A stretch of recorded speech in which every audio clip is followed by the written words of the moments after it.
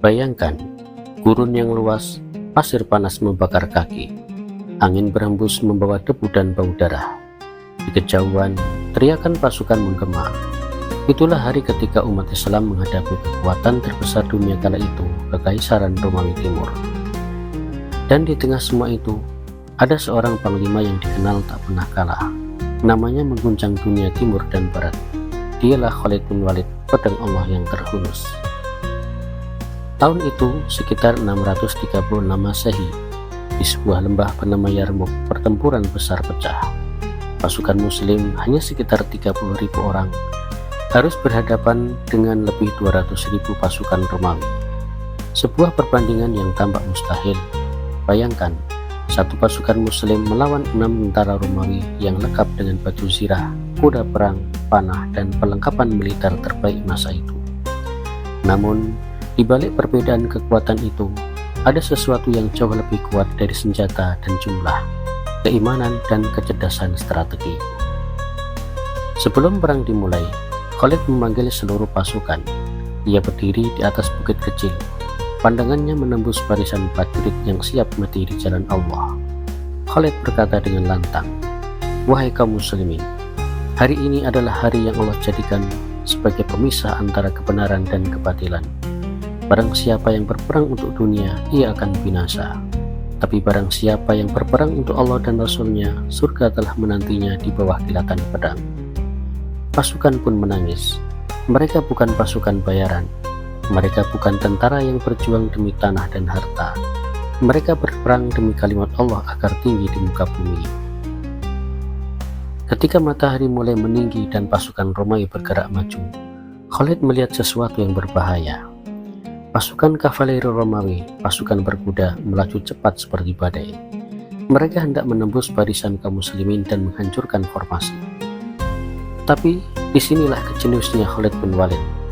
Ia tak punya benteng, tak punya tembok, namun ia punya unta. Khalid segera memberi perintah aneh. Kumpulkan seluruh unta, jadikan mereka barisan benteng di belakang kaum wanita dan harta.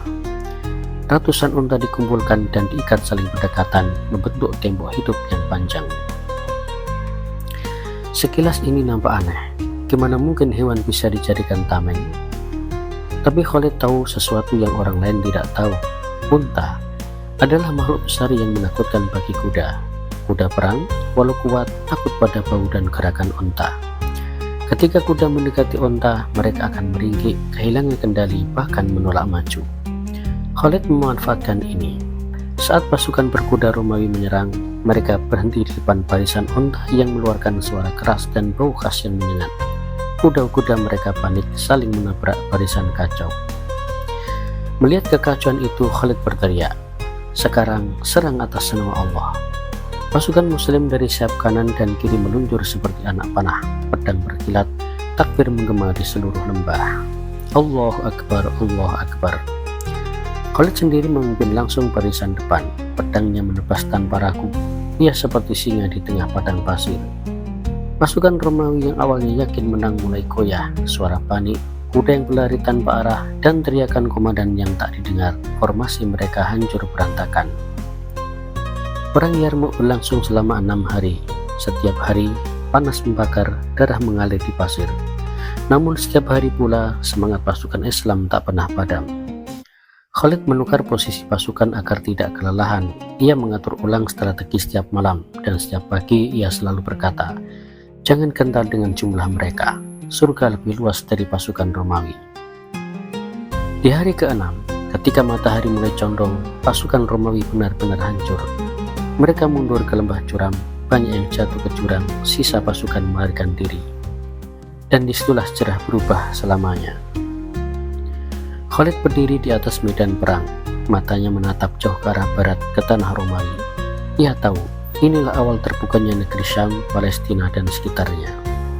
Namun ia tidak sombong, ia hanya berkata, "Segala puji bagi Allah yang menepati janjinya, menolong hambanya, dan mengalahkan musuh dengan pasukan kecil." Para sahabat sujud syukur di atas tanah yang masih basah oleh darah perjuangan. Sahabatku yang mendengarkan, taktik onta bukan sekedar kisah perang, Ia adalah simbol kecerdasan, ketenangan, dan keberanian dalam menghadapi masalah besar. Kadang, kita juga berhadapan dengan pasukan Romawi dalam hidup kita. Masalah, tekanan, ketakutan, kekurangan, dan keraguan diri. Tapi lihatlah Khalid, ia tak panik, ia tak menyerah pada keterbatasan, ia justru memanfaatkan apa yang ada untuk menang. Unta, yang bagi orang lain hanyalah hewan biasa, bisa jadi alat kemenangan di tangan orang yang mau berpikir. Pelajaran besar dari perang Yarmouk adalah, jangan pernah takut dengan jumlah dan kekuatan musuh, karena yang menentukan bukan angka tapi keyakinan. Gunakan apa yang ada di tanganmu.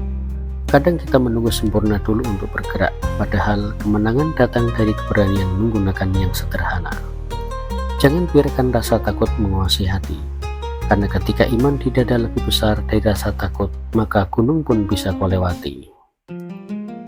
Ketika malam tiba dan perang usai, pasir Yarmouk menjadi saksi. Di bawah cahaya bulan, Khalid duduk memandang langit. Ia menangis, bukan karena kalah atau menang, tapi karena setiap kemenangan baginya hanyalah amanah. Ia berbisik lirih, "Ya Allah, bukan karena aku kuat, tapi karena Engkau yang menolong hambamu." Dan sejak hari itu, dunia mengenalnya bukan sekedar panglima, tapi sebagai simbol keberanian dan strategi abadi dalam sejarah Islam. Kisah ini bukan sekedar sejarah, ini adalah pelajaran bahwa siapapun yang berjuang dengan iman, tak ada musuh yang terlalu besar, karena kemenangan bukan milik yang banyak, tapi mereka yang yakin kepada Allah Subhanahu wa Ta'ala.